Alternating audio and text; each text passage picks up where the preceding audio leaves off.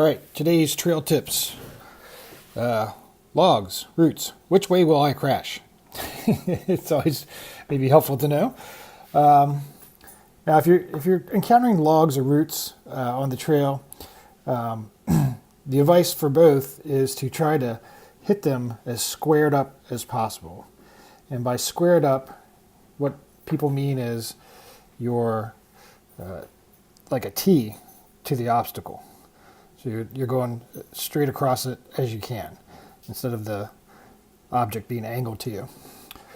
Now, if you can't do that because the trail's too tight or whatever the case is, you just got no place to go, and the log's going to be angled away from you in some manner, and you're coming up to it. And I would say this really applies to, like, I don't know, any kind of log or something, or tree across the trail that's like more than 3 or 4 inches thick, or any kind of big ass roots or whatever.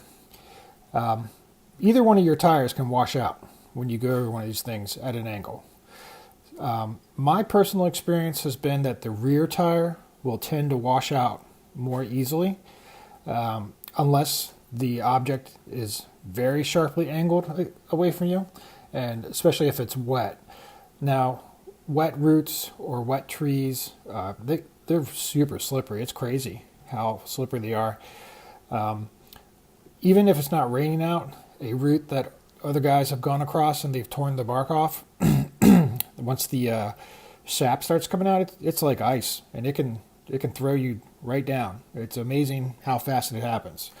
So if you're coming up to one of these things and you cannot possibly square the bike up to it as much as you would like, if it's very sharply angled, your front tire can follow the log and like go that way with the angle of the log.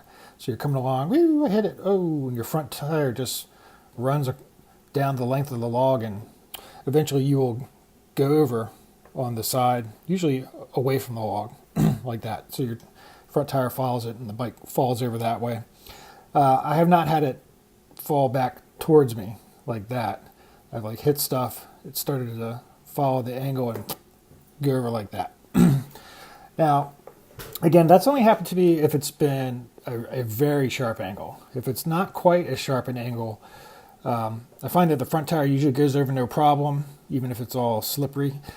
And then what happens on the angled ones is your rear tire makes contact with the log or the big root, and it will start to follow the angle of the root or the log.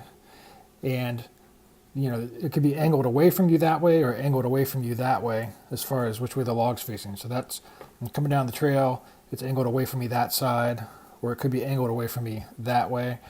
But in any event, if you hit one of those and your rear tire goes across, okay, or front tire goes across, the rear tire tends to follow the angle away from you and throw you down on that side.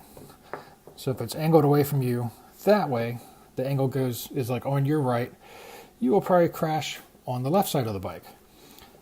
If the angle of the object is angled away to your left and you're going to crash, you will probably crash on the right side of the bike. So the bike will crash, generally speaking, on the opposite angle or opposite side of the way the angle is away from you. So again, angled away left, you'll crash on the right. If the log is angled away from you on the right, you'll probably crash on the left side of the bike. And the reason for that is your tire is going to follow the angle away from you. Your rear tire will. Okay.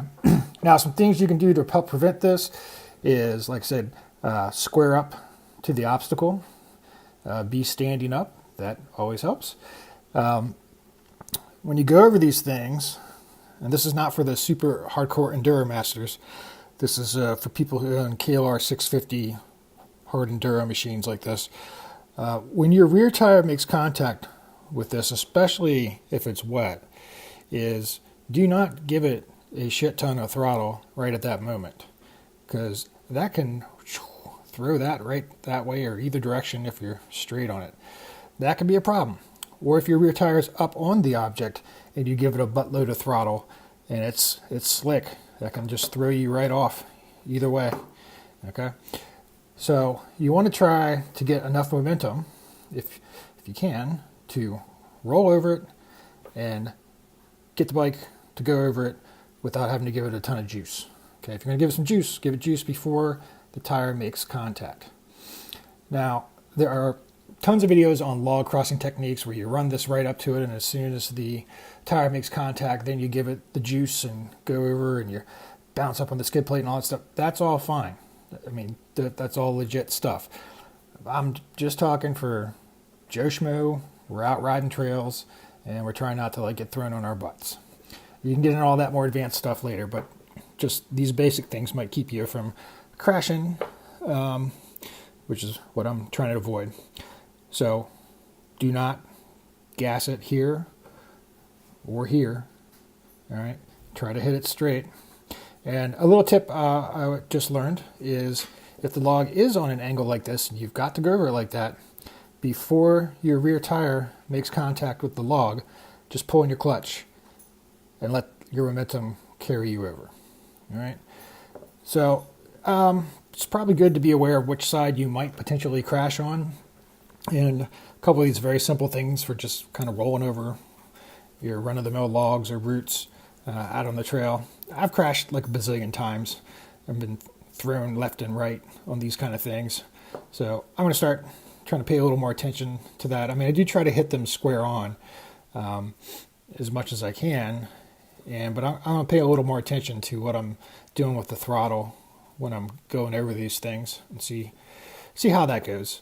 Obviously, if you're in a huge sequence of routes, you might just have to stay on the gas to like get up a hill or something like that. You don't have a choice.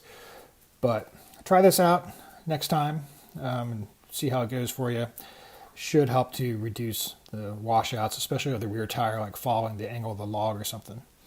All right, well, that's about it. I'm going to make some spaghetti, and Archer is humping his blanket. Woo!